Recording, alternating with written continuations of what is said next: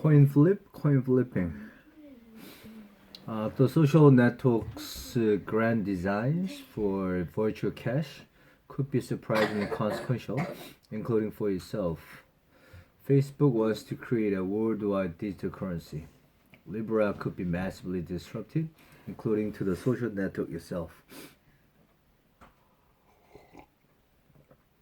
A global digital currency would make sending money across the world as easy as texting. It would do away with fees, delays, and other barriers to the flow of cash. It might give those in less developed countries access to the financial system and a means to protect hard earned wages against runaway inflation.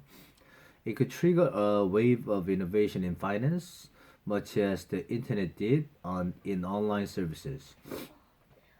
That, in a nutshell, is what Facebook promised on June 18th. Within a year, the social network will launch a new currency to be known as Libra in honor of an ancient Rome unit of mass. It is also the word for pound in many Romance languages. Inevitably, Facebook dished out a generous helping of trendy words like crypto and blockchain. Unable to contain its appetite for Silicon Valley platitudes, Facebook claimed that its mission was to empower billions of people. Making money or strengthening its market power are apparently a sideshow. Notwithstanding the guff, the commercial potential is indeed significant, as are the potential problems. If each of Facebook's 2.4 billion users converted a slice of their savings into Libra, it could become a widely circulated currency. It could also, if broadly adopted, vest unprecedented power in the hands of its issuer. In a tacit acknowledgement that its misleading of user data, tolerance of the spread of misinformation, and other sins have devalued its stock with the policymakers, users, and potential partners, though not investors. Facebook wants to outsource the running of Libra to a consortium of worthies recruited from the world of finance, technology, and NGOs. The consequences for the global financial system could be significant. So could the impact on Facebook's business. If the project lives up to the mock-ups, buying, selling, holding, sending, and receiving Libras will become a dawdle. It can be done in Facebook's Messenger app or WhatsApp, another messaging service social network it owns, and later next year in a standalone app. So far so familiar? Messenger already offers payments to Americans.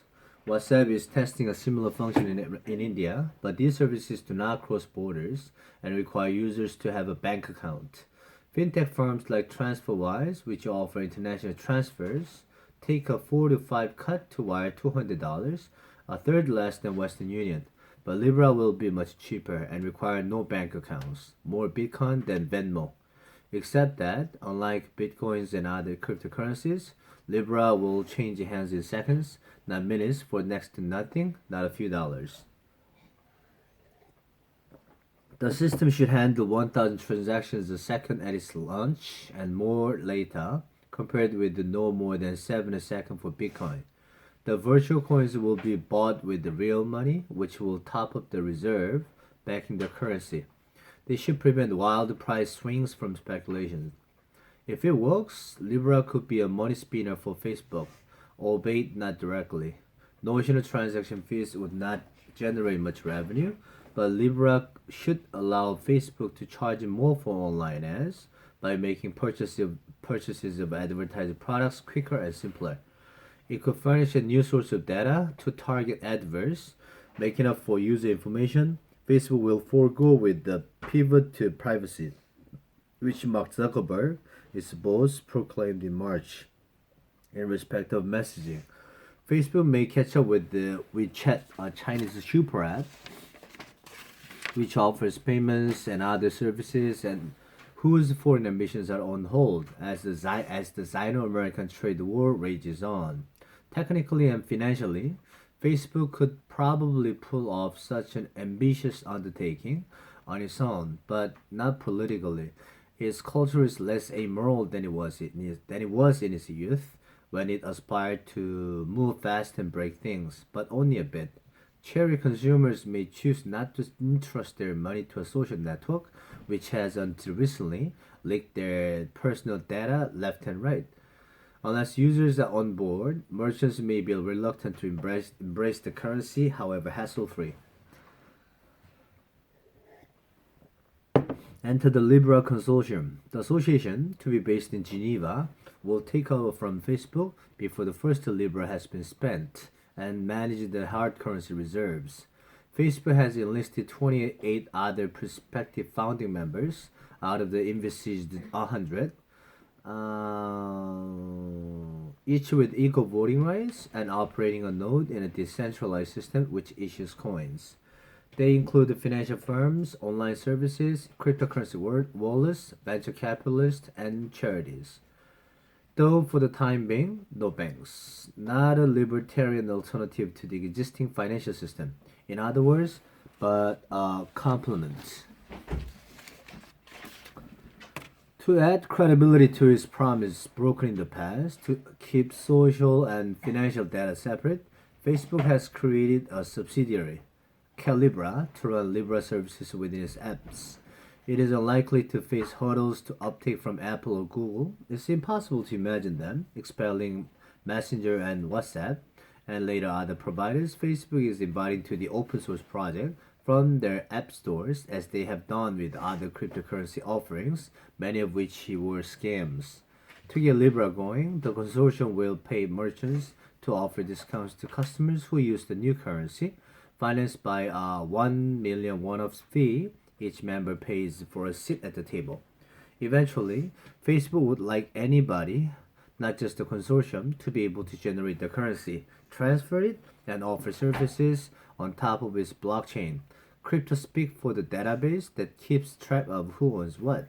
At that point, Libra would turn into Bitcoin, minus the kinks and libertarianism. Hard currency. In a project with so many moving parts, much can go wrong. Although Facebook says it has a working prototype, the technology is untested. Skeptics doubt that a 100 knot system, let alone a bigger one, could process hundreds of transactions per second. Hackers are doubtless clamping at the bit. Then there are consortium dynamics. Facebook will have to prove to the other 99 Libra members that it is truly prepared to give a control. At the same time, because important decisions need a two-thirds majority, some has to knock heads together. The history of information technology is littered with initiatives that collapsed under the weight of internal conflict. The biggest barrier may be political. Facebook has apparently consulted many regulators. The providers of digital wallets will have to comply with national rules, such as those against money laundering. Calibra, whose integration into Messenger and WhatsApp will initially make it the dominant wallet, is bound to stoke competition concerns. These may recede as the currency grows bigger and more decentralized, only to be replaced by worries about financial stability. Libra's success then is far from assured. But it could prove useful even if it flops, for it offers a blueprint for how Facebook itself could one day be governed. The Libra Association's main task is to oversee the blockchain, ensuring, for instance, that Calibra does not enjoy privileged access to it. An equivalent Facebook association, some observers have ventured, could be composed of representatives of users, advertisers, data protection authorities, and so on.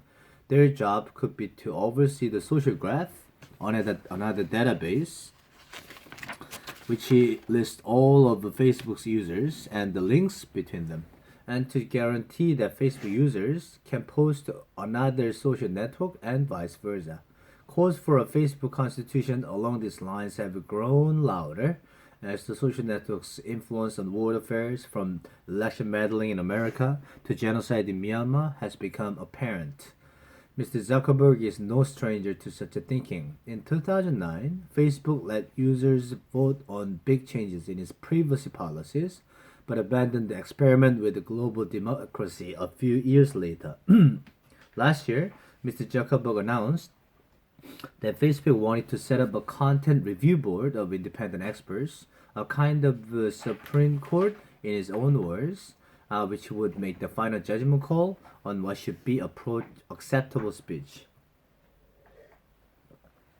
As to whether Libra could serve as a model for Facebook, David Marcus, who is in charge of the project, replies that it marks a coming of age, the moment we recognize that there are some things we shouldn't control, and a radical departure from the traditional way of operating things. Perhaps, but checks and balances would almost certainly make Facebook less profitable. It would be ironic if a new digital currency marked the beginning of the end of Facebook's money minting days.